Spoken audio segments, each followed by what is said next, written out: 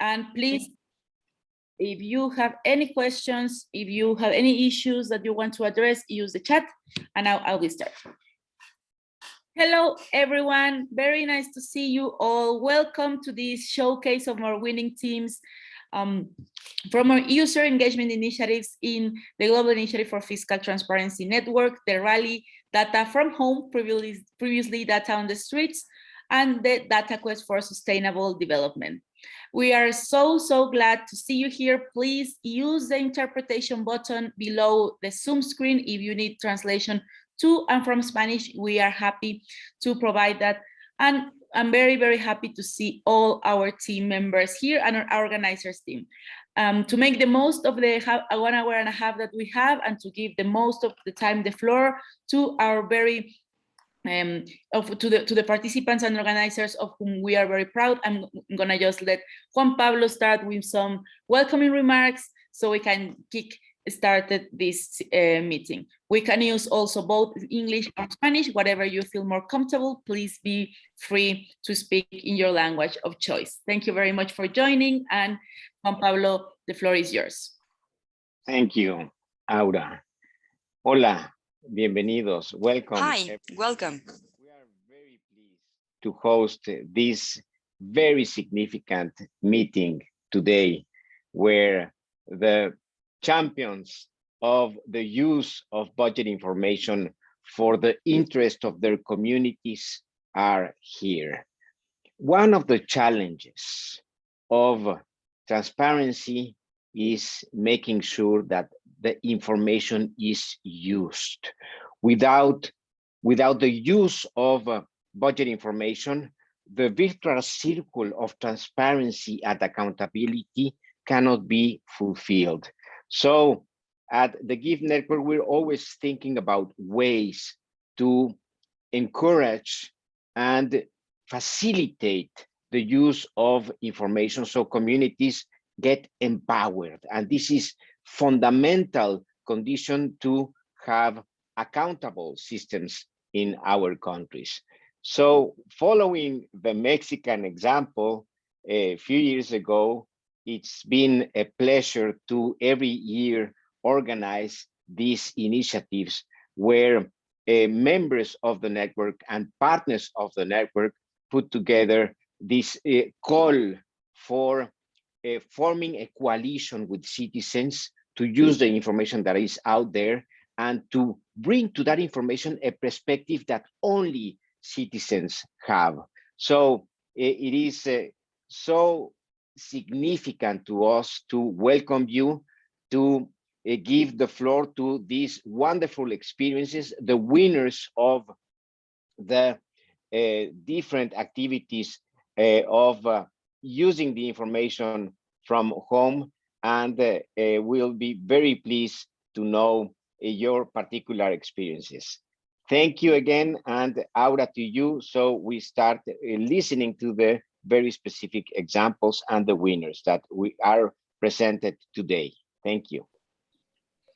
Thank you very much, Juan Pablo, and also thank you very much to all of our participants. But in this case, I want to give a big shout out to our friends in Jakarta that are joining us at 10 p.m. at night. So let's give them the first part in the floor, so we don't get them much more sleepy tonight. So please, the team from Jakarta can now start. Remember, we want to hear you all, and we want to have as much interaction as you can. So please use the chat. If anyone has any question for our participants, we can use the chat so that we have more participants speaking and then get the conversation going. I'm sure you're gonna have a lot of questions because I've seen the projects. They are very interesting and exciting. To that, please, Indonesian team, can you start and introduce your team, yourself, and your project? Thank you very much. Okay, thank you, Aura, and also Pablo. Let me share our presentation here. So let me introduce myself. My name is Indwardana. I'm here from the Gospel Tech team with Agung and Ginanjar from Indonesia. This is like our project Alona, Allocation Outcome and Anomaly. So why we creating this project? like the background, because like currently there is no official outcome estimator to measure the impact of the optimal regional budgeting formulation by function in Indonesia. And as you know, 30% of the budget, national budget in Indonesia is for the municipalities or the regions. So this is important. That's why we create Alona. The purpose is we want to use the Human Development Index as the outcome measurement, and we using the data from Indonesian Central Statistic Agency or BPS with machine learning, and then we create the online dashboard with open source tools to assist the formulation of the regional budgeting. So the methodology is the CRISPR-M, as we know, is the cross-industrial standard process for the data mining. This is the most suitable one because we use the machine learning here. So this is maybe the HCA terms that you maybe want to know, like Human Development Index or IPM, like Expectancy Index and the others here. And we want to share that the biggest challenge here is the data preparation, because we need to cleanse like 6.7 million rows of data sets and then categorizing by function, aggregating the data by regions, etc. And then we need to manually collecting the data from the statistic agency and then filling the missing data because not all the data is available there. And the slight differences of region names nomenclatures, like in the Ministry of Finance and the BPS, is also like a big challenge for us because it's we cannot connect the data at first. And then we use Python actually for the modeling. We use the simple data engineering, like only dividing the amount of spending the number of people as we know per capita here. So it's increased the accuracy for the prediction. However, we sacrificing the R square. However, it's quite accurate. We use 13 models to get the best accuracy, ranging from ordinary square to stack or ensemble. So as we know here, like the OLS, like ordinary square, we got the quite good number here, but actually we are not straightforward using the OLS because we using the other algorithms that close to the best one. However, it's easier to deploy in the dashboard or model. So in here, you can see the HCI, the MAPE, mean average percentage error is 22%. It's quite good for the predictor here. And the other is not quite good, like expectancy, because it's expected we want something, but it's cannot be reached. So it's quite hard to predict these two. However, the mean year of schooling index is quite good because we can get like 7% of MAPE here with the rich regression. So we also gain some insight from the gradient boosting model here from the HCI. Like we extract the variable importance from the gradient boosting model here to gain more insight. So on the left graph, we can see that the economy, education, and like health is not the number one, like not the really determinant of the HCA itself. Like the tourism, housing, public service is also like having their own impact to the HCA itself. So it's not straightforward that we get budgeting allocation by function. It's not straightforward. It's also proven by the mean years schooling index, like we see here, with the MAPE of like 7%. So it's like 93% accurate. And the health and public services actually like more important than education.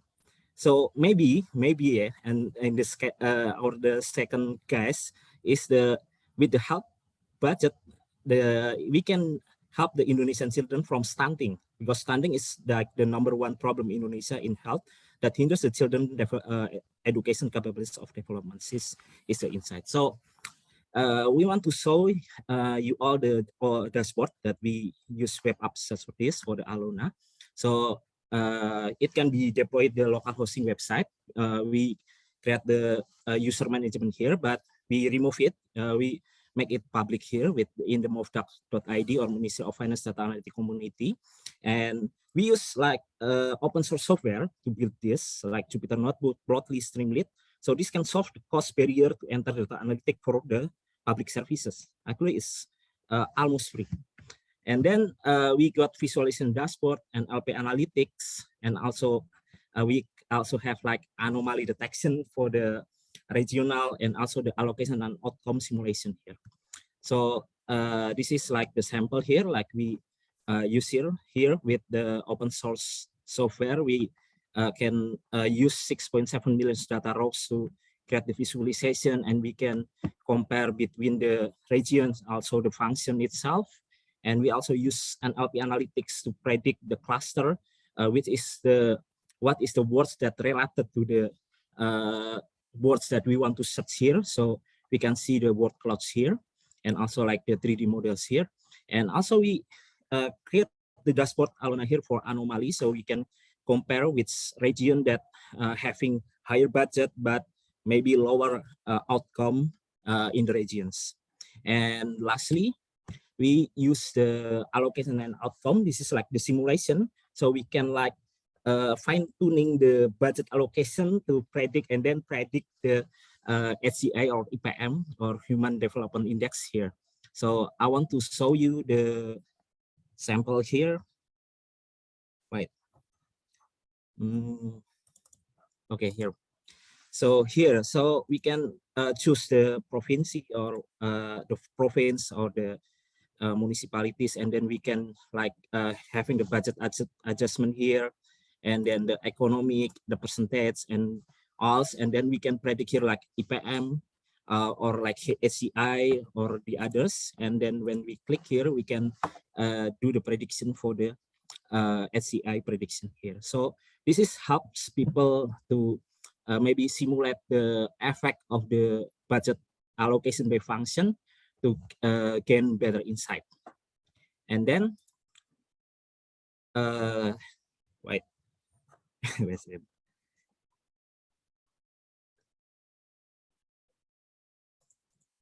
Sorry. So I think that's all. So the limitation here, we still use minimum data engineering, so it's really simple, and so the accuracy could be improved. And also the limitation of data sets here, we have like time constraint to gather more data for the model. And this project needs further study and development. However, we hope this project can open new insight into the budget allocation approach. And the further development, we want to add more data sets for like 5 or 10 years and do the research if there's a better outcome measurement. Also creating a better model with data set and improving the UX UI. Actually, we create some set project here like this. This one is we can use like automatic budget allocation adjustment that we can use to to grow the regions optimally. And that's all from us. Thank you, because it's only 5 minutes. Okay, so this is our team. I'm Sindu Wadana as analyst, data scientist, and UX UI expert, and Agung as visualization and database expert, and Ginanjar as lead programmer and machine learning expert. This is our past project that we won some of the national and international competition from our projects. Thank you very much. Thank you very much.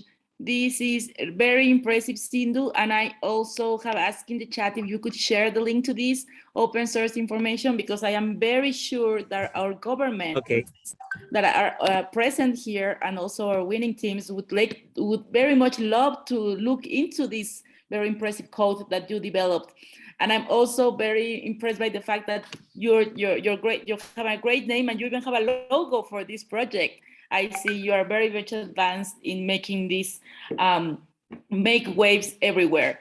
I see a round of applauses from several of our joining members. So thank you very much for that presentation. And please keep looking at the chat for more questions. And now we are going to go next to the other side of the world. To start with our Mexican teams, we have a couple of team members because in Mexico, we had a lot of enthusiasm for the project. So we have people from the national government as well as from the subnational governments, two in specific. So we are going to start with one of the subnational governments.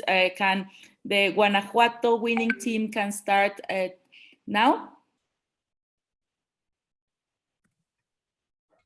Okay. Gracias, Gil. Y por favor, puedes hablar en español o en inglés.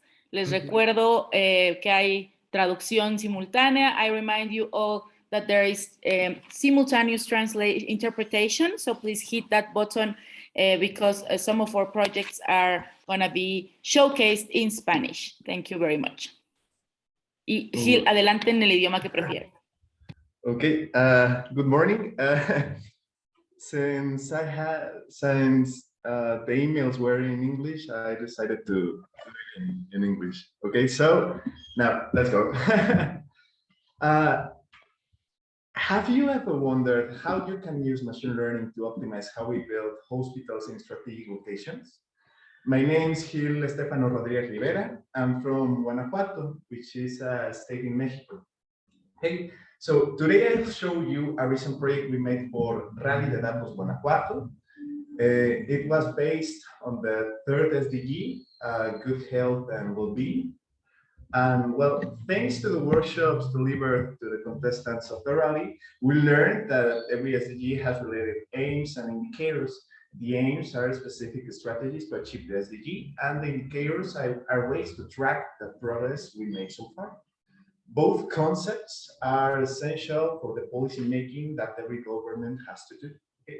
So in Mexico, there's a specific aim, the 3M1, and that aim has an indicator, the 3M12. Okay, it measures the percentage of the population who can reach the closest hospital in less than 2 minutes in case of an emergency. Okay, so according to the Secretary of Health of Guanajuato, there are 15 general hospitals in the state. Okay, now let's talk about the Tarjea, municipality of Guanajuato. According to Google Maps, the closest public hospital from Tarjea Center is 2 hours and 24 minutes away. Okay. In another municipality called Santa Catarina, so it's a community hospital. Okay. So the indicator, you can see that 3N12 is not even close. Okay. We based our project on a list of all the public hospitals and medical centers in Guanajuato, and we also collected the population census plus the location of the principal city of each of the municipalities of Guanajuato.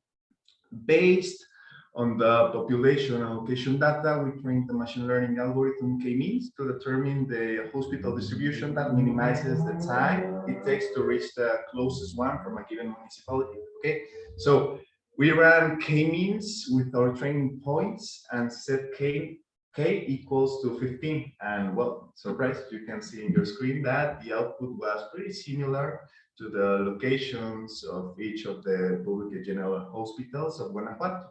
This means that, well, there's pretty good public planning. It could be improved, but it's good. It's good.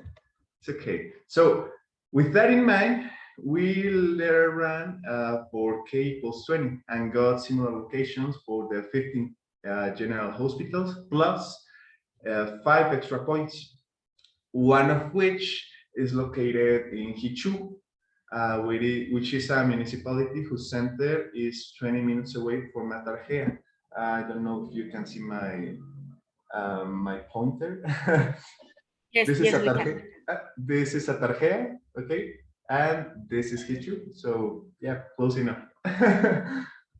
The results are pretty cool because the algorithm only needs broad information about the demographics of Guanajuato, and it gives a really good and quick approximation to what the actual locations of the public general hospitals are.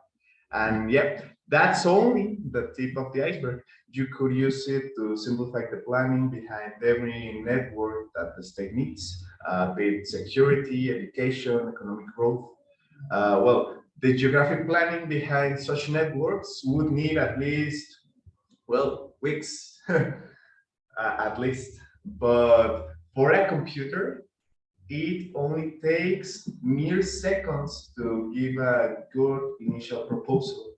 Well, you could weigh each location, for example, by economic metrics or education metrics. With this methodology, you could prioritize the development of each region depending on many different layers. Think about what metrics you want to choose instead of thinking how much time you want to spend planning. We are DataKit, and this is our hospital infrastructure project based on machine learning and data. Thanks. Thank you very much, Gil from DataKit.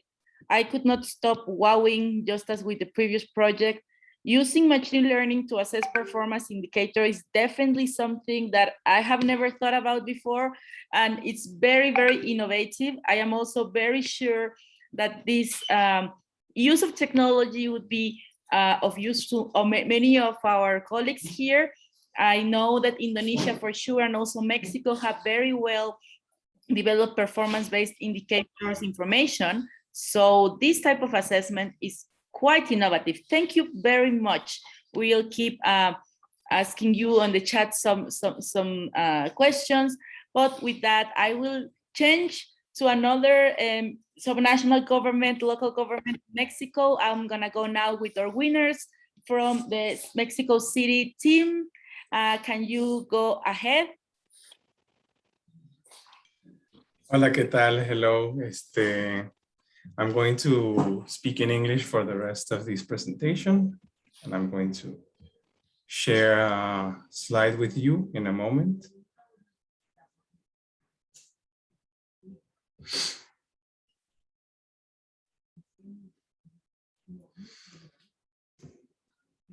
Okay.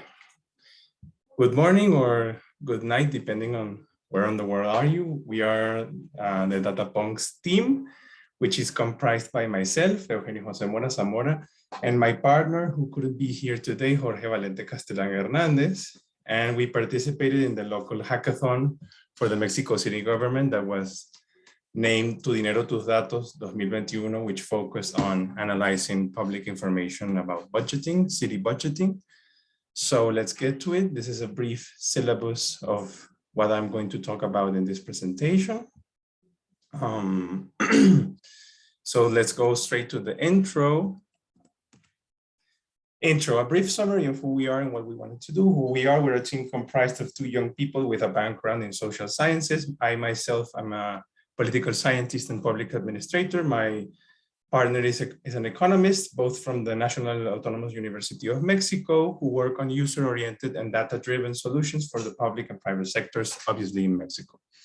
Therefore, we focused on visualizing in an accessible and interactive and enticing way the information that was presented to us through various datasets in order to communicate complex information for the public.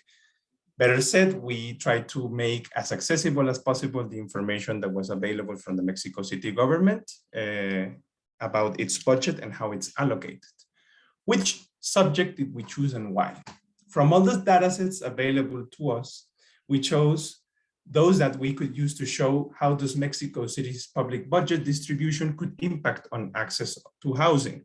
We chose to work with this subject as we know many people in our generation will struggle to own a house due to socioeconomic gaps. So visualizing how the government is acting upon that matter could provide both stakeholders and policymakers with valuable insight. This is this was a very personal decision for me and my partner, because as part of this generation, this young generation, I myself, I'm 23 years old. We're very concerned with how we are going to do, how are we going to manage in our lives to buy a house, to access housing, which is very complex in this time of living, especially taking into account what coronavirus recession did to our economy and still is causing some effects. So we set up some goals in the way to develop this project. So which were these goals?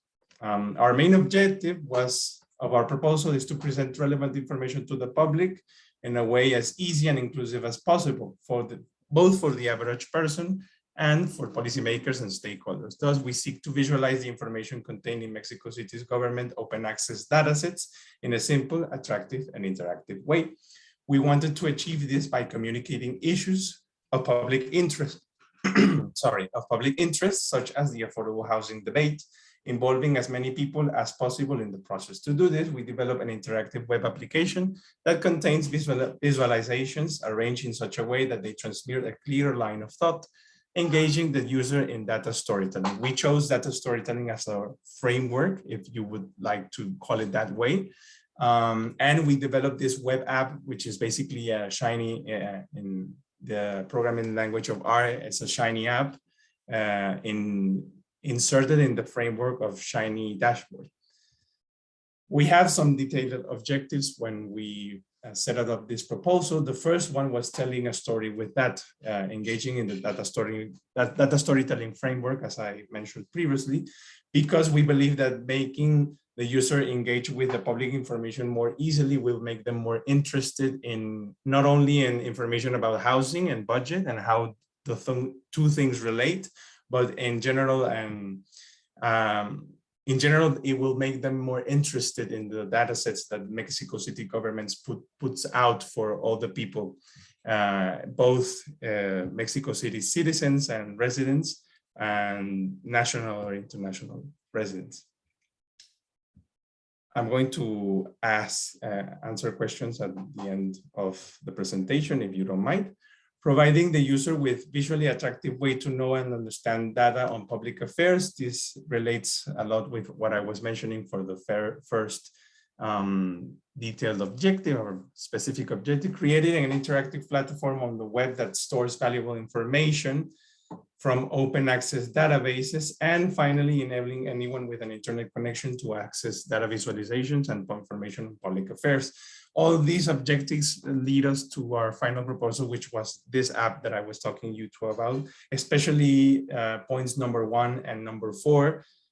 Number 4 is very important to us because we wanted to give the freedom to the user to access this platform from anywhere, anytime. So an app, a Shiny app, was an executive decision for us, and a very good one, because this was something that was very, very important for us, accessibility. Methodology. We look for a relation between the resources allocated in each municipality within Mexico City, the level of well-being of its population, and the value of land, or the price of land, if you would. We use the following data: Mexico City government resources transferred to the municipalities, which is public budget; Mexico City Social Development Index, specifically the global index of unsatisfied basic levels, or its name in Spanish, you can read it there; and Mexico City's cadastre for measure of price and land slots.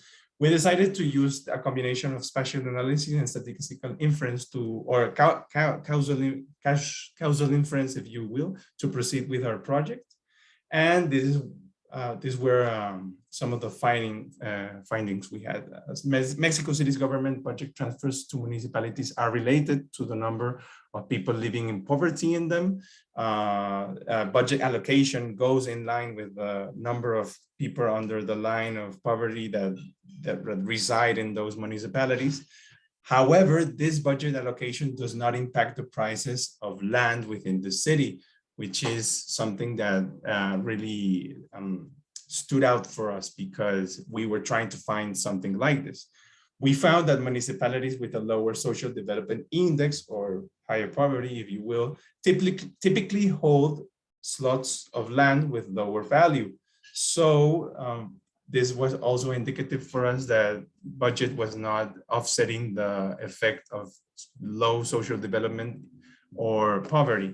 And there's a clear pattern of spatial segregation between municipalities with high and low values, which is also a logical derivation of this, of the first and second findings you can see on the screen right now. And this is our project. Let me change real quick to the app so I can showcase the app to you very quickly. Well, if you can see it right now in your screen, if not, let me know. This is our app developed in Shiny. We tried to make it the user interface in a cascade way, so people only had to scroll down, thinking they were also thinking they were going to be able to access to it from their phones. So they just have to scroll down. All buttons and maps are interactive. They were created with the extension of the package eCharts that was made in JavaScript for R. There's a lot of different maps. You can choose between different municipalities. You can see the budget that was assigned to each municipality, and the budget amount was actually approved. So you have those differences there. You can discriminate between sex, age, and also municipality here, I'm sorry. And here we did a very brief causal inference analysis with a very simple OLS, which from this one we derived our conclusions or findings that we showed to you on the last slide of our presentation. And here's a brief summary and a technical note for methodology of how we developed this app. And here you can find both the template where it was made and the URL to the GitHub repository where you can find all the code. It's open access. You can use it freely. And that would be all for now. Thank you very much for your attention and your time. And it was a pleasure for me talking to you about this subject. Thank you, Eugenio. This looks great. And in the GIF network, we are often mentioning how to make the data relevant. So from these projects, I've seen a lot of making it relevant using geographical information, which is very, very exciting. But also in this particular intervention, I see how you make it relevant with the prices of housing, with something that it's very interesting for every day. Like just yesterday, I was checking how much the interest rates have gone up in buying a house, right? So now we see how budget specific interventions and at the level of the city of Mexico City can or not impact the reality of people's lives day to day. So I really enjoy this. Now we can see why our winners are our winners. Every project is just as impressive and the work delved into it, it's amazing. So thank you very much to all for making it open access so that others can benefit from it. The links you can find in the chat, but also will be shared and will be disseminated through our newsletter. So also keep an eye on that. So now we are going to another country in the subnational level. We are going to finish our city round with Bogota, Colombia, and then we're moving up to our national level. But first, please, Juana, go ahead, take the room. Juana, adelante, desde Bogotá. Bueno, buenos días a todas las personas que nos acompañan. Good morning, everybody, to everyone that is in here. Well, thank you very much for being here. I will share my screen with you, and I will present this in Spanish because I feel more comfortable with it. So our project is Integral Attention for Youth. My team is called La Guaricha y los Guaches. These terms, maybe you know already, are language. This means princesses and warriors. Guarichas are princes and guaches are warriors. And this is because I did this with two of my friends. And we wanted to add a little bit of our language in our original culture. Integral Attention for Youth was grown because we are living in an uncertain stage of our lives as young people. Whenever we finish our majors and we don't know what to do with our lives, we were like, which are the opportunities that we have? Which are the opportunities that our district and our country are offering to us? And which are the things that we can improve? We decided to participate in this challenge to explore data because we are convinced that the information should be for everybody. With that, we can build as well knowledge for the benefit of everybody. So the information that we used to do our research regarding the opportunities for youth in Bogota or in Colombia in general were data from the Global Bank, the SDGs, and 3 studies that were done in Latin America and in Colombia. And in Bogota, about youth and about the opportunities, their desires, and the things they want to do in the future and which is their current situation. When we developed the research, we found out that the problem has to do with the lack of opportunities, but mainly because this is a vulnerable time. Youth understood as a moment in which it's crucial to make decisions, whether for men or women that finish their major and they want to start, or they want to continue with their education, or those that finish college and we want to have good access to job. So we realize that opportunities, the current opportunities that we have, to a certain point, they are not allowing us to have a social mobility. And according to the numbers of the World Bank for the of 2019, it is amazing how 24% of Colombian youngsters were without education, job, and training. This was something great to know, because what would happen in 2020 if this is happening in 2019? What is going on in 2021 as a consequence of the pandemic? Which are the opportunities that we have for men and women? What we can do so the local initiatives from our governments improve these situations and these opportunities as well.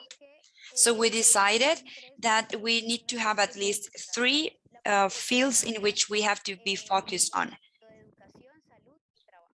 education, health, and job.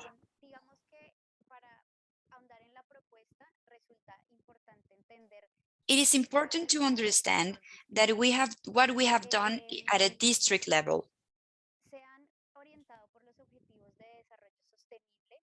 Because of the SDGs, the local government, that means the government from Bogota, has been focused on 4 different points: ending poverty, health and well-being, decent work and economic development, peace, justice, and solid institutions. This obviously has to do with the SDGs. The first one, they have been focused on delivering monetary transferences for ninis, those that don't work and don't study either. Regarding health and well-being, they have been focused on early stages and maternity and paternity.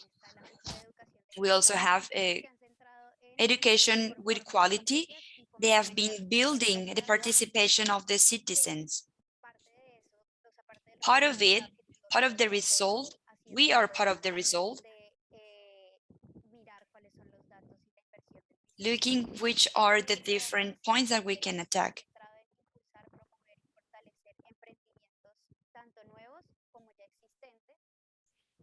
Improving and strengthening what we have now, and solid trying to incorporate young people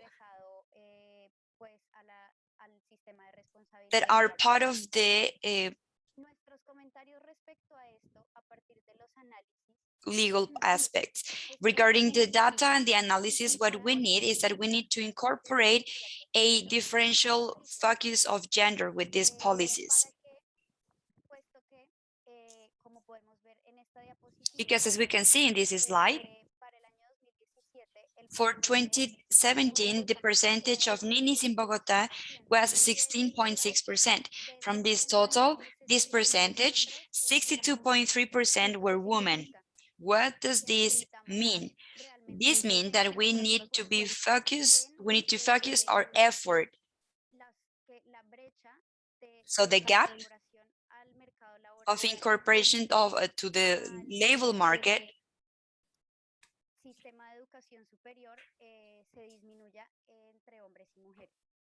and we can reduce the gap between men and women regarding education.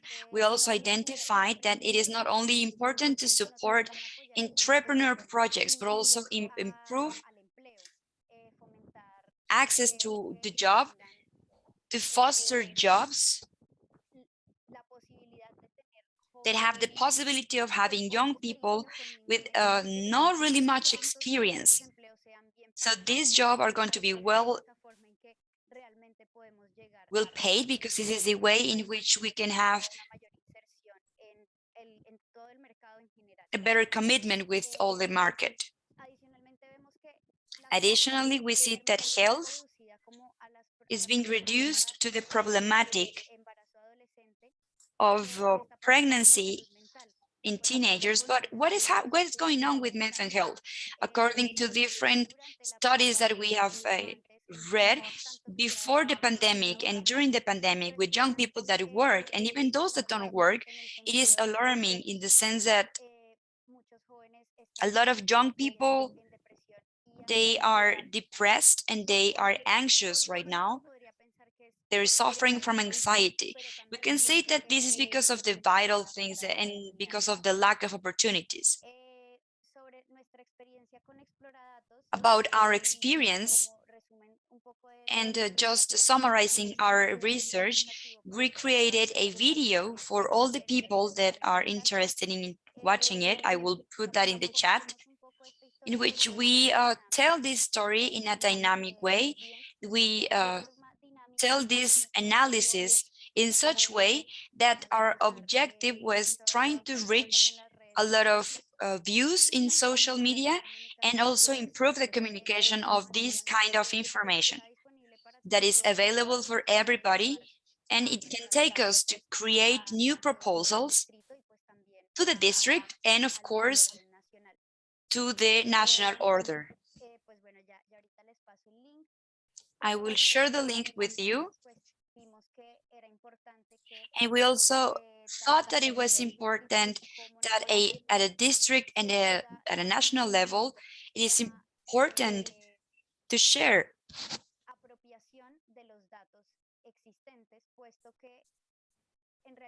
the data that we have, because in general, and even maybe without this challenge, I wouldn't have noted, they don't know that they can have access to this information.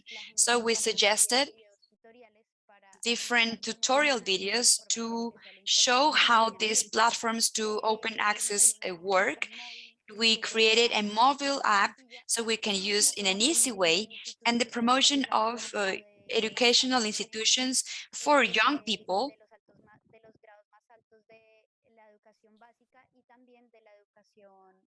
in the basic education and in superior education, just to generate research and also proposals from our civil society.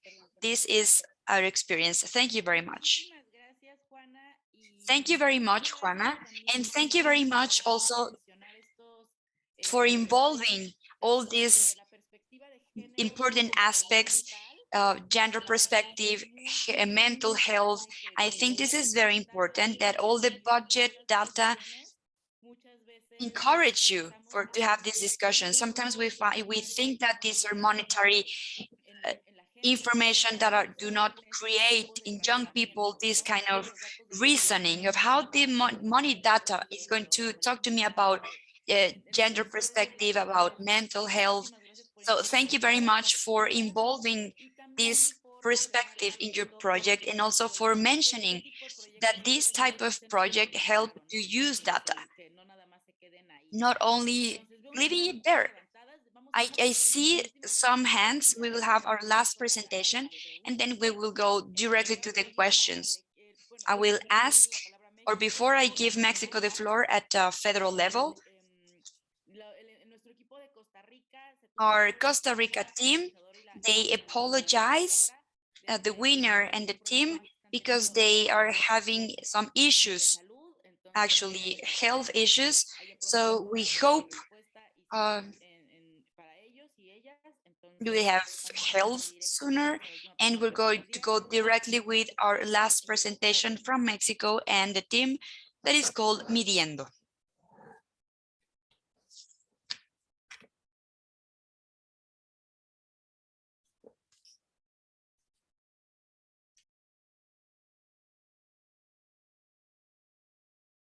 No escuchamos el audio.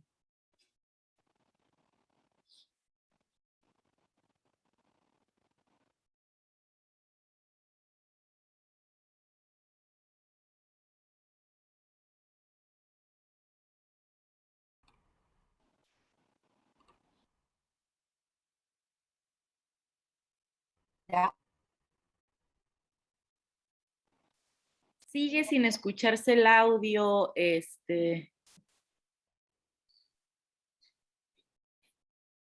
equipo midiendo.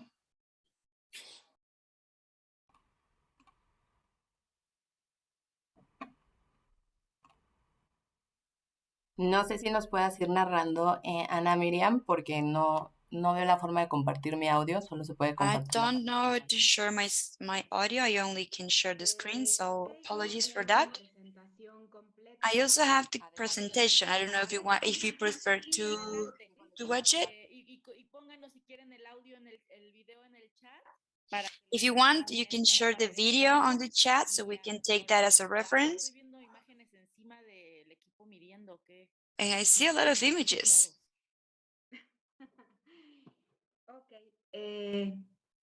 Bueno, ya tendremos que arreglar esto en vivo. Well, we need to fix this, definitely. Well, Midiendo team, good morning, everybody. Thank you for your attention. We analyzed a program that is very important in the country. The program is called The School is Ours. So in order to review it, we did an analysis of the structure in a formal way, the regulations that shape it, as well as the data that is available. And we're going to summarize which were the findings that we got. It is important to highlight that the team is myself and Diana. Both we chose this topic because education is a very important pillar to foster social mobility and prosperity in every country, as well as well-being. We were attracted to this program because of the topic and because its relation with the objectives of the development, as well as the important growth of the budget. We have seen that during the last years, since the creation of this program in 2019, it has doubled the budget that was assigned to it. And for this last budget, the Deputy Chamber, they approved an increase of the one that the executive power decided to have for the budget of income. This has to do with expending. We analyzed the information of the program, the information that is available, and we found out that it is trying to have 8 different indicators of education that are part, of course, of the way in which we measure the goal number 4 of this SDG, that is the availability of water, energy, adapted infrastructure for electrical devices, computing, as well as internet. And checking all this information, the situation has improved with these 8 indicators. We are watching them, we're observing them, and we see that in 4 of them, we have had a delay. In other 4, we have had an improvement.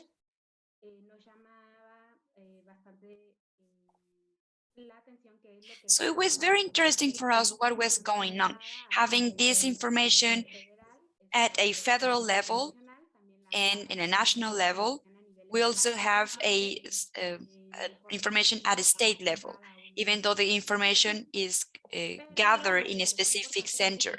But we think that it is important to have this so we can know how we're doing with these 8 indicators.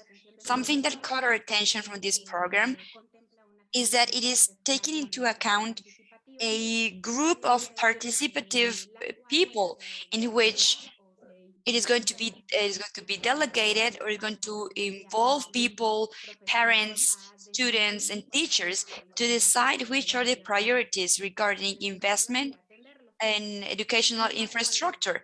However, something that was important to us and we highlight is that responsibility and the exercising of expending is on them.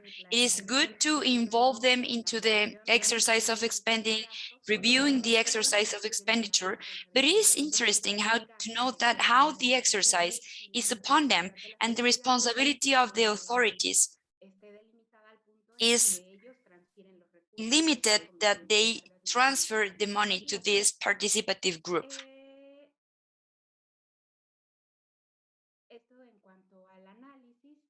This is regarding the analysis.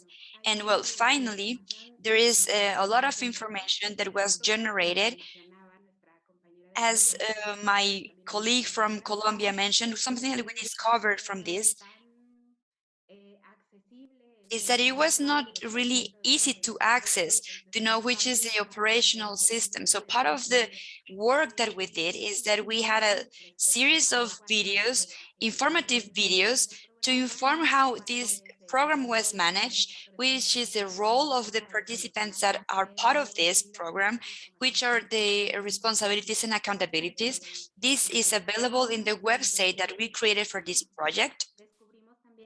We also discovered that the assignment of the budget is done mainly with marginalized areas here in Mexico, even though we have something accurate that these are 8 objectives, and we think that is the best way to define which educational facility needs to have more support. Finally, and just to summarize, even though we have all the information and all the analysis that we did, we have everything in the webpage, and we're going to share that with you as well. We found out that in order to improve the fiscalization of this program, first of all, it is important to disaggregate the budget by components. It is important to mention that this program was fusioned with other program that is called Escuelas de Tiempo Completo, full-time schools, and now it is in a global level, but it's not easy to design which is going to be for the education and which is going to be for the Escuelas de Tiempo Completo. We also believe that it's important to establish as a criteria for the selection of those are going to be have the benefits of the resources, the 8 indicators of educational infrastructure that are split in the frame of marginalization in different cases that is not updated only when we do it at the population level.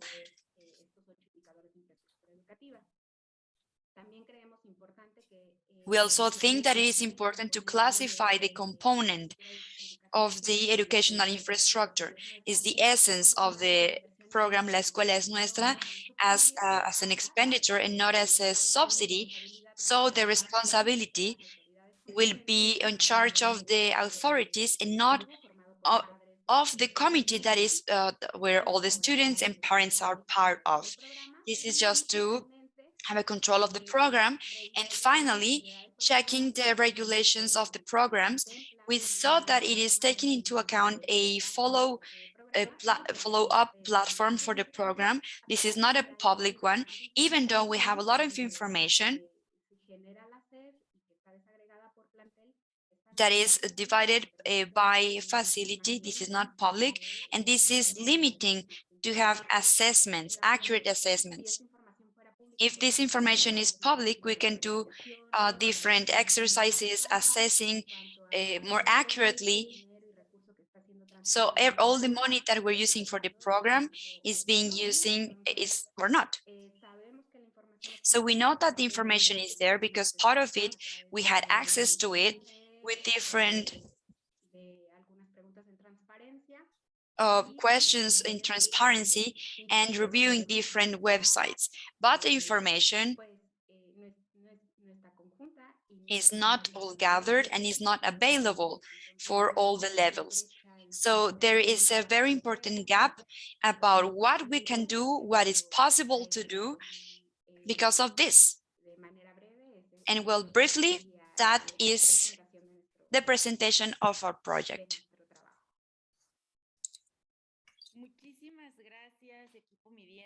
Thank you very much, Midiendo team. Honestly, we close this circle to the projects, a lot of analysis, a lot of information, and we're going to go directly to public policy. This is a very specific program, and how with this analysis that you did, we have very specific recommendations.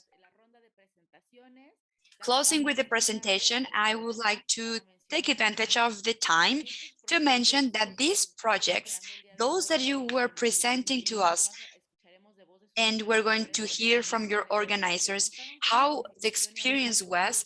You had the support of different organizations from the civil society and from the private sector. In case of Mexico City, we actually had representation of academic centers and also Movistar Telecom company, private companies as well, international cooperation as the Germany cooperation and British cooperation from the United Nations for the Development, also academic institutions as Centro de Investigación Académica OCIDE, Public Laboratory, Guanajuato University, among others. We're very pleased and we're very happy because you participate as co-organizers. We don't have the time to give you the floor, but I just wanted to mention that this effort, without the participation of all the sectors, governments, civil society, private sector, academic sector, and social sector, it wouldn't be possible. It is not the comprehensive exercise that we need to create the change. So I would like to thank everybody and everyone that was part of this. I apologize if I didn't mention all of you, but whenever we don't have time to mention all of you, is because we know that we are reaching all the corners in the world. I want to highlight as well that we are very pleased and we are very happy that this event, it is part of the frame of the summit, of the Open Government Partnership Summit, and highlighting that with them, we have had a strong collaboration and their specific support for this. So I want to highlight our gratitude, and I want to say hi to all our colleagues from the Open Government Partnership. I want to salute also to those that are part of the summit. And I want to share that the desire of having this collaboration for many years on.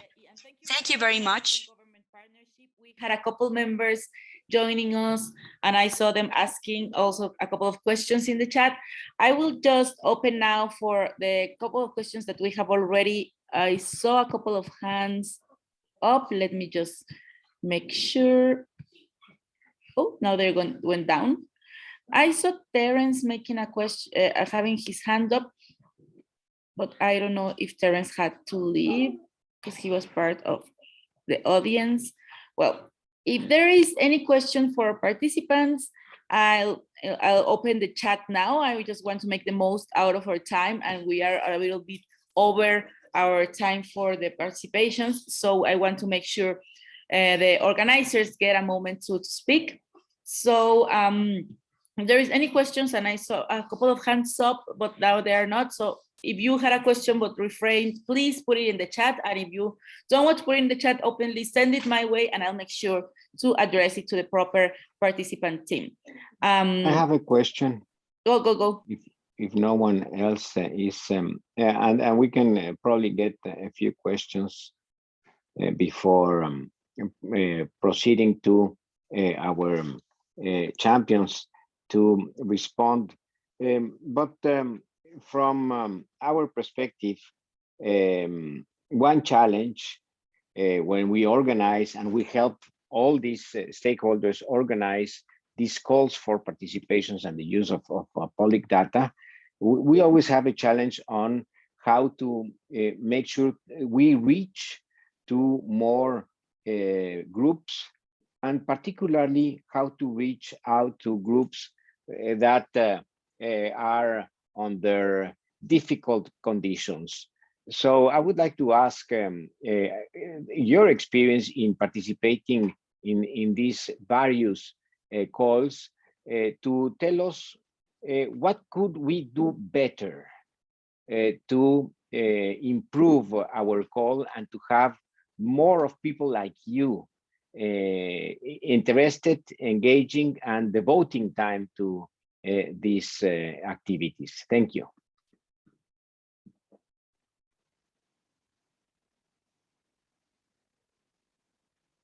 Adelante, Juana.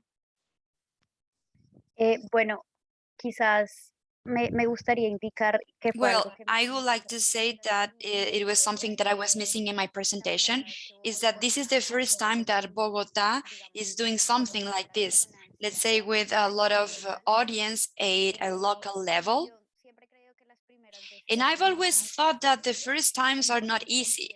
That's why I would like to thank to Bogota and GIFT, because they trusted us. They trusted Bogota government. And because at the end of the day, that will allow us that, well, I am here today. And with my team, we did what we did, and we did the analysis that I will show you before. Maybe I'm not answering the question, because this is with something that I was stick with. I would like to thank you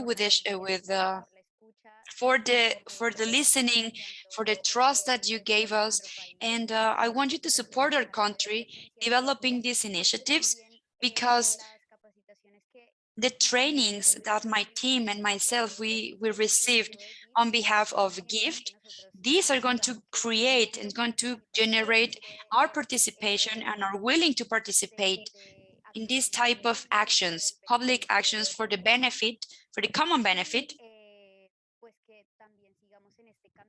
So we can continue with this path to track the local and national governments. Just to answer the question, the incentives and a lot of diffusion in social media, because there are a lot of people, young people that we want to do something, and this is a very way to do it. So thank you very much. Thank you for your answer, Juana. Obviously, we will take that into account, and we ask you, please, if you find this interesting and you find this informative, please tell everybody about it. Thank you.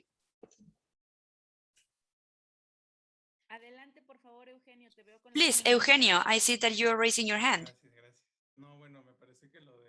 Well, I think that what Juana said is she just nailed it. Of course, diffusion and linking local governments. First of all, well, sorry, because I'm answering this question in Spanish, but I think that this bond between local governments is very important, because as we have seen, we have 3 different teams that are from a local government initiative. Incentives, of course, I understand that it is difficult not to give rewards, tangible rewards, but this is a monetary incentive always work and is very appealing to people, but I think that it has the same thing that with the local governments. Myself and my team, we decided to participate because we thought that there is an opportunity to do something for the city that we live in, or in the municipality we live in. Something that I learned being here, and I would like to see that very often, is the bond that we have with the international teams. I haven't ever seen or haven't shared a panel with Indonesia. I'm very pleased with that.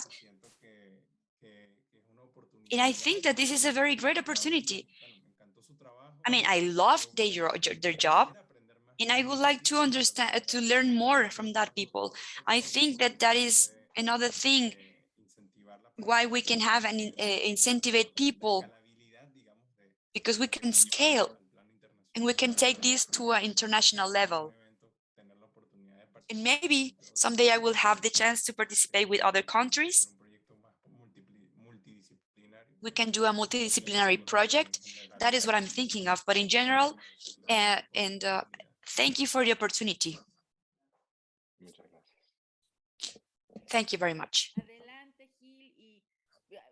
don't know if sometimes our dear translators are making the best of their job, but just to give another shout out to our Indonesian team. Thank you very much, Eugenio. I am very sure that they get it. They got it. Por favor, Gil, adelante.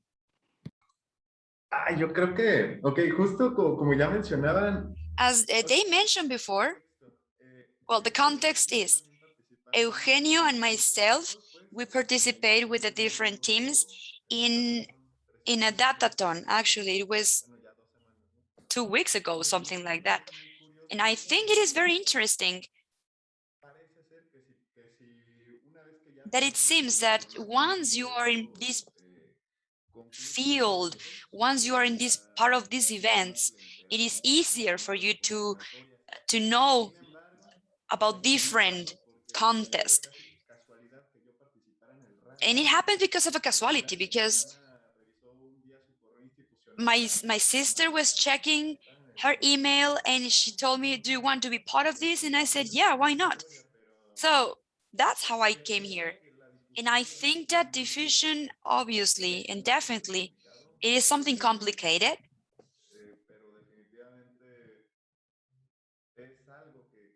And definitely it is something we can improve. Not only linking people that are part of this world, but linking people or involving people that are not part of this. They are interested and they know, well, this is good. And I think that diffusion has to do with that.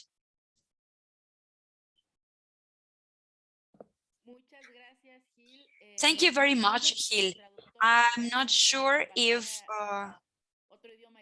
they try to, our translators cover the chido word, that is cool in English, in a very local and informal Mexican slang. That means, chido means great and cool. Also for our colleagues in Bogota, I don't know if you know what chido means, but chido means cool. Diana, please. Hi, good morning, everybody. For Midiendo team, this was a very enriching experience. To be honest, what we are thankful for is because of the participation that we have with our allies to have this event, because the dynamic or the activity that we adapted to carry out this in a remote way was very successful.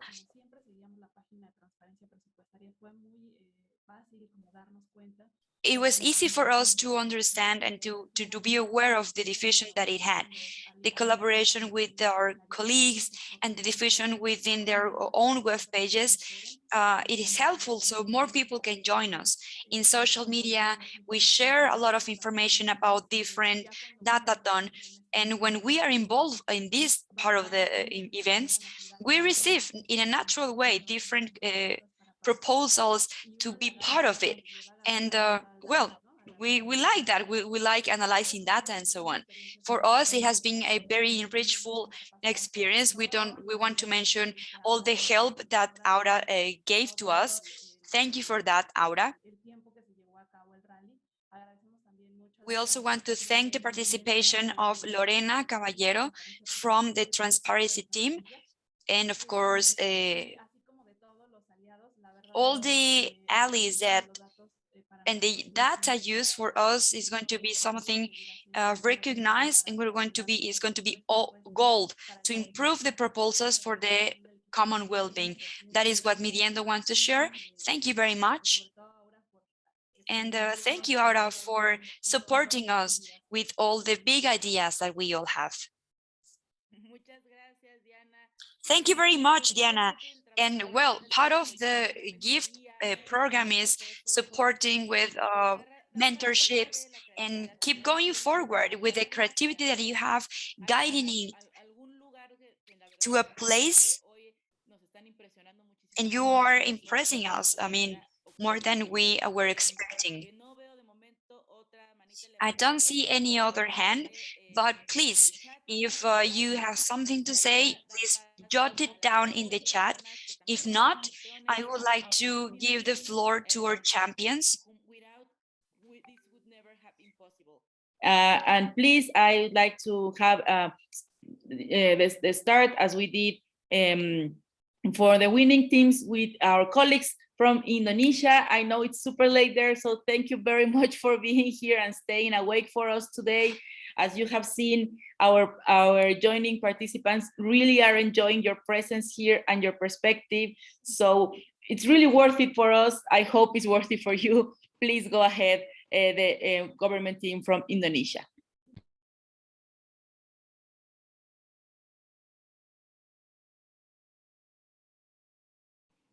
I am not sure if it's Arifudin who is speaking for the ministry. Okay, I'm sorry. It's midnight here, so I'm sorry. Still, okay. I will share. Oh, I cannot. The host disable share screen sharing. I cannot share my screen. Let me check that. I thought you were able to share. Albertina, ¿me podrías ayudar a ser host a Arifudin? Sí, ya está. Listo. Ready. You can go. Okay, thank you. So this is our event in 2021. We held on March until June 2021. So this is our event. Our objective is to promote and increase the public transparency. We use the data for local government budget, and our objective is to gain some insight from the public. And the champion is the team from Gospel that presented earlier by Sindhu, and the other many projects that we beyond our expectation. We could gain some insight, very good insight. And so we also provide the local government budget data in our website. We in Directorate General of Fiscal Balance of Ministry of Finance Republic Indonesia. So the public citizens can monitor their local government budget realization in real-time manner. So we can break down here, for example, Aceh province. So we can choose Sabang City. Sabang City is the most west city in Indonesia. So we can submit, so the citizen can monitor. Oh, our region have realization. Pendapatan daerah is local revenue have realized about 75%, and the expenditure belanja daerah is expenditure. Also, the citizen can monitor for belanja pegawai is employee expenditure or a capital expenditure. So we are very happy to be some extent of the transparency, the data transparency, so we can improve our accountability and transparency as well. And this event is our Ministry of Finance is very happy with this event. So we plan to continue this event as an annual event in the next year. Thank you, Aura. Thank you, everyone here. We are very glad to be joined in this event. Thank you. Thank you very much, Sharifuddin. And I also wanted to share that we were very happy to see the Honorable Minister of Finance from the country being on the awarding event that was joined by over 4,000 people online. So it goes to show how much commitment the ministry is having with these type of events in Indonesia. And it's also something that we really can learn about, since most of our comments and questions right now were about dissemination, right? How to bring people that are not traditionally involved. So Agree. I think that effort was great. May I? Yes. May I give us additional information? So I agree. Through this event, such as hackathon or datathon, it will attract more public participation to explore the public data. And we also built some community of practice in Ministry of Finance named MOFDAP, Ministry of Finance Data Analytic Community. So we use this community as a catalyst to promote the implementation of data analytics in governmental sectors. Thank you very much. That is very interesting. We see this data analytic task force within Ministry of Finance starting to proliferate around the world, but many are just incipient and starting to happen. I'm very glad to hear that in Indonesia is very much as a thing now. So we will be, of course, tapping into that knowledge to share with our community. Now I want to give the floor to our local government, starting with our colleagues from, I think we started the round of participants with Guanajuato, so I'm gonna go ahead and give the floor to Erika.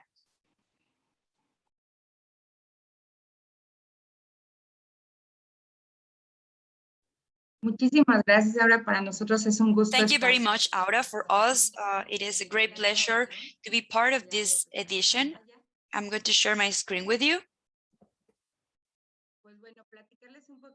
Well, just to let you know briefly what happened in Guanajuato. For us, it was a proud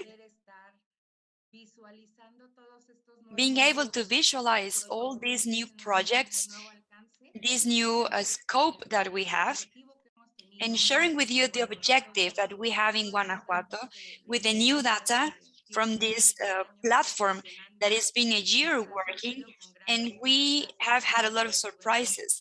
One of them was that the implementation of a transparency strategy, 360 degrees strategy. We are we're making international. So this proposal obviously was built because of a public affair. There was fragmented information,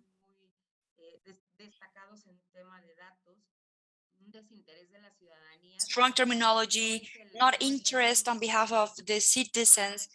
That is not a common topic that we normally visualize in the media. However, we're trying to use a strategy of transparency in which we can do this teaching people, focusing on the citizens and being focused on what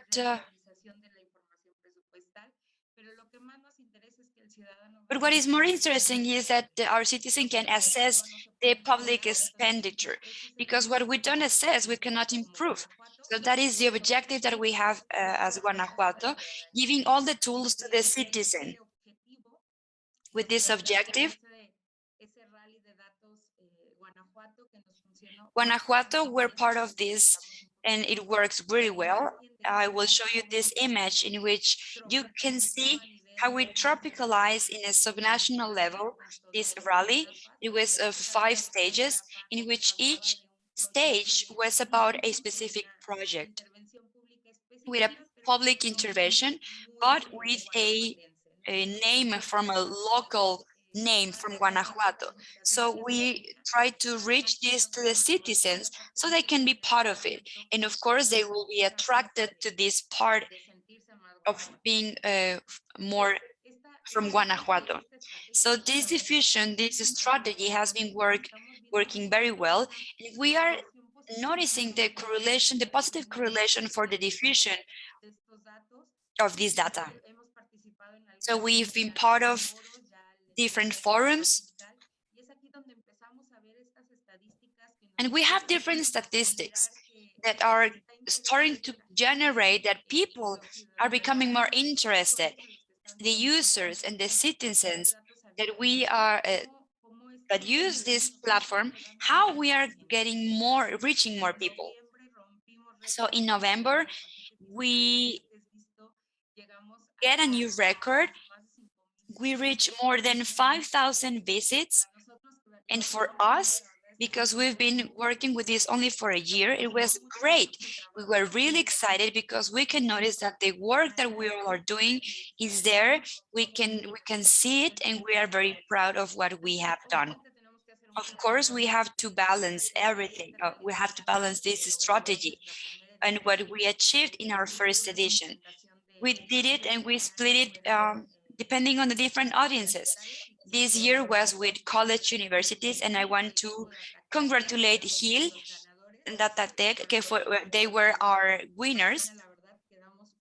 We were really amazed with everything they manufactured, and we obviously were looking for the support of our budget to look for an incentive, but also for it to be a tool to give more information. We had the design of guidelines to have the consultation, also the capacity with different mentorships, this rally that I mentioned before. Thank you for your participation. That was really helpful with the feedback. And this alliance that we, strategical alliances that we have had to make more diffusion. So for us being our first edition, we were amazed. And of course, we have to continue, have to keep going. We have to give more to these initiatives. We have to create new communication mechanisms to link these citizen proposals. We were telling Jill that we are going to consider him. We are working with the health ministry to see which is going to be the new strategy to make aware people that we need to work with this sector, and of course to wide our public. We're not be here waiting you for us to have more news from Guanajuato. What is next to Guanajuato in this gap? We're going to have a strategy that we're consolidating already. And of course, we're going to find a way to make it sustainable with our frameworks. This open data act is regulated in our local norms. That is very important. So the Congress is trusting this strategy, and actually with this fiscal package, deputies and everybody that is part of this Congress, they were telling us that this was a tool,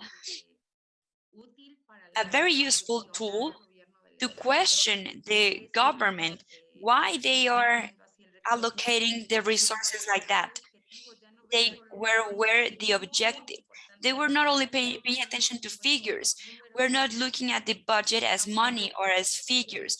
We're looking at it as public interventions and as strategies for citizens. And this is very important.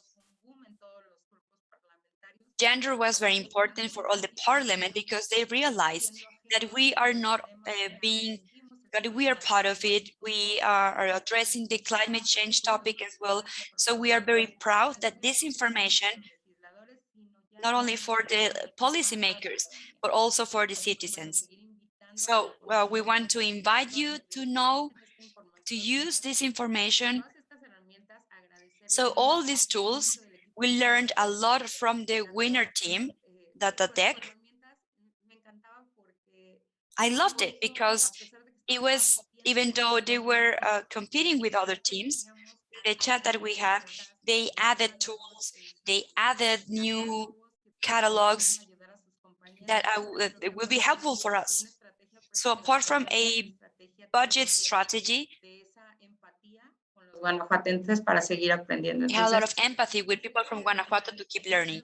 So congratulations to GIFT. Thank you for trusting Guanajuato, and thank you for being with us and supporting us, and hope I will see you the next edition. Thank you very much for these remarks, and also congratulations to Guanajuato for this. We are pretty much on the line over time, so I'm gonna respectfully ask our next presenters to speak a little bit faster on this. We are so excited to hear about all of you. I'm gonna pass the floor to Fabiola from Mexico City to let us know about her experience and the impact the rally has had in Mexico City. Muchas gracias, Aura. Bueno, pues es un gusto estar aquí con todos ustedes. Thank you very much, Aura. It is my pleasure being here with you, sharing our experiences. And before I continue, I would like to congratulate all the winners. Congratulations, Eugenio, Jorge, Sebastián. It is a pleasure being here with you and you are talking about your project. I want to talk about the experience about Mexico City. Just to give you a little bit of context, this was the first datathon that we did in our agency. The objective of this datathon was to find proposals to improve our transparency platform, Your City, Your Money. And we have another platform that has Mexico City, that is the open data. And we publish different data. We have more than 200 data set, and we think that the budget could be linked with other data set. That's why we widen this information, so we can use all this database. Fortunately, Datathon had a lot of participation. We had more than 30 people registered. We received 34 projects, and finally, we got our winners. To talk about the next steps and the impact of these projects, I think that it is necessary to talk about the challenges that we are facing. One of the challenges that we identify within the agency is that when we were interacting with our participants in the development of mentorships and developments, our participants were able to send us their doubts to the organizers, to the mentors, and they could also share information with other participants. So we, as the organizers, we started to receive doubts like, this is not really clean, this database is not clean, or I would like to have this variable. Could you please add that to the database? So regarding the remuneration of public services, we added an extra variable. There was the sex of sex servers. So that was an integration that we did during the datathon. And recovering all this information and these insights that they gave us, we realized that we had a lot of information published, but we were lacking having it in a better quality way. We were working on it, and what we are doing now is that we're trying to clean the information. The database that don't have already a dictionary of data, currently we're working on it, so all the information will have its dictionary, so it's going to be easier to get information and it's going to be easier to use it. We are also happy to share with you that something that our agency is doing is that we're going to have a week of information opening. So during February, we're going to have months with civil organizations, academics, and citizens. So within the different dependencies, we can have different calls to define which is information that the citizen require and which is the next steps that we need to improve our database with open access. So this is a new project that we're carrying out within the agency. On February, we're going to materialize, and I think that it is very important. And Datathon was very helpful for us to identify these new steps. Another important step, another important point, and we'll link this with the data post, is that what they did is that they did a strategy of storytelling with Datapunk.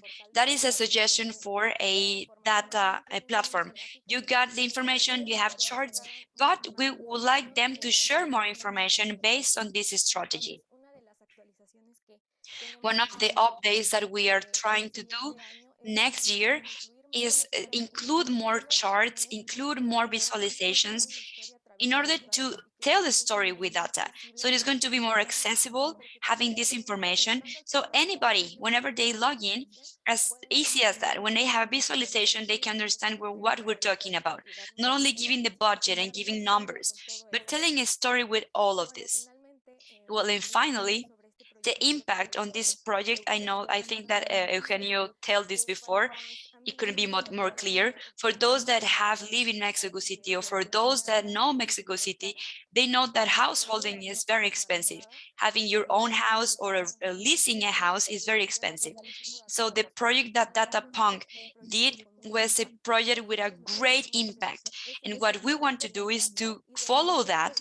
And if possible, link it with a ministry that is working with these specific topics.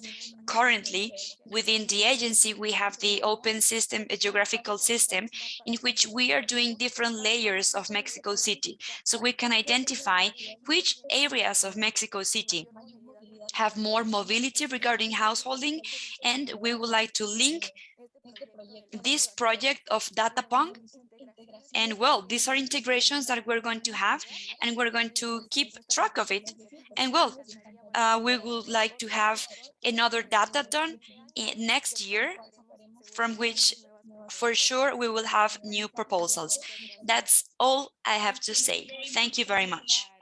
Also, congratulations to Mexico City for this, and for adding as well this gender perspective and this gender data and contextualization of data. It's very important, and also the cleanliness of the data that you mentioned enhances the analysis of our teams.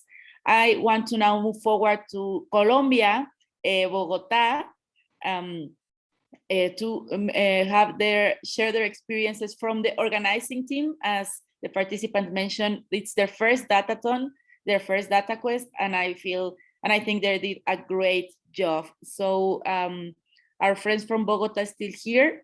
I know that we went a little bit over time. So Patricia, adelante. Hi, Aura. Hello for everybody. I'm going to speak in Spanish because it's my native language. Thank you for understanding. Bueno, buenos días para todos. Good morning, everybody. The experience that Bogota had, it has been a great experience. The first thing that we want to say is that we want to congratulate all the winners from Exploradatos and the Rally that are here today in the Open Government Global Summit. We want to thank GIFT and all the team that allow us as national governments being part of the initiative of GIFT, being in a ceremony of this, listening to all the experiences and all the usage that data has. From Bogota, Juan talked about this, Guariche and Guaches, they talked about it already. We are committed with implementation of the open government, the closest one to the citizenship. It has been a strategy and the general ministry. And when we received the invitation to be part of the rally in the Explora Data, we were very motivated, and with all the commitment, we are developing strategies from audits and social control.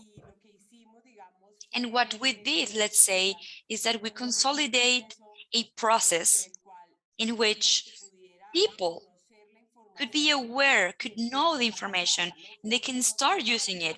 It was not something easy to do. The first time we were very happy because we get a lot of people, but it was very difficult to close the process. So what we've been doing is that we've been organizing, we've been strengthening all the standards regarding the information, the generation of information, and widening the capacity of citizens and people to understand information. That is one of the main things that we found out during this process. And we're going to work with that. And we hope that we're waiting for the next invitation, the next year from GIFT for social control, that what allows us is to increase trustship. Thank you very much, Patricia. Thank you very much. We are going to move now with the Mexican government. I'm not sure who is going to talk, but I will leave you the floor.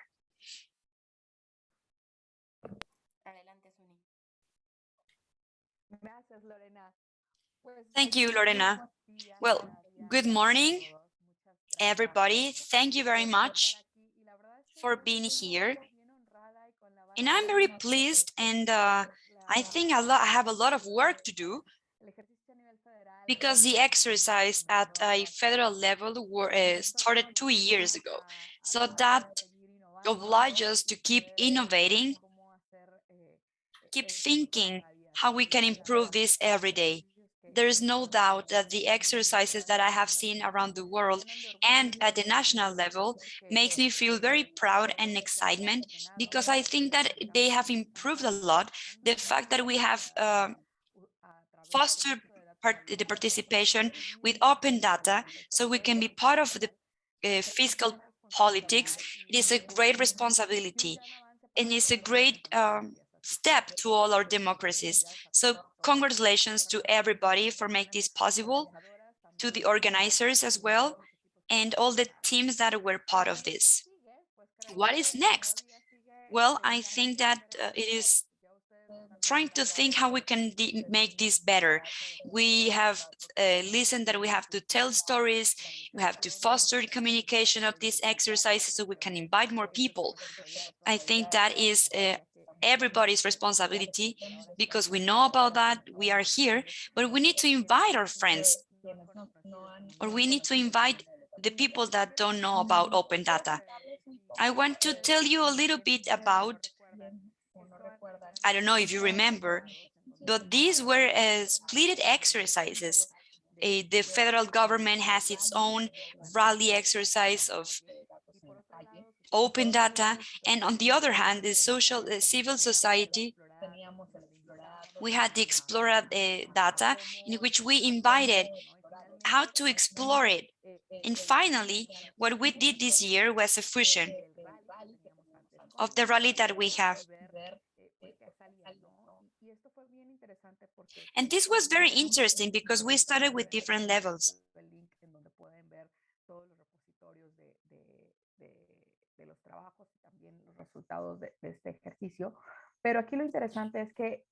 The interesting thing about this is that we started with basic levels, trying to explain how to use database, and we had the 3 different levels.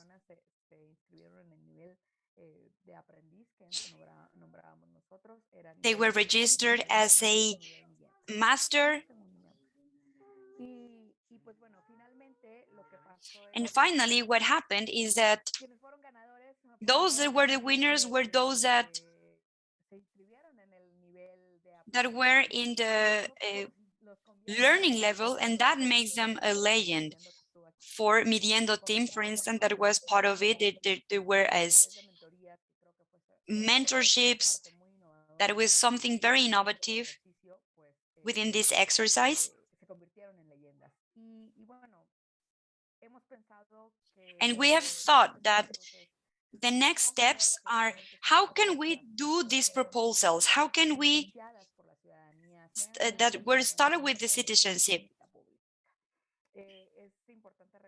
It is important to mention that this work were presented at the UN, are part of the repository of the solutions for the development that are linked.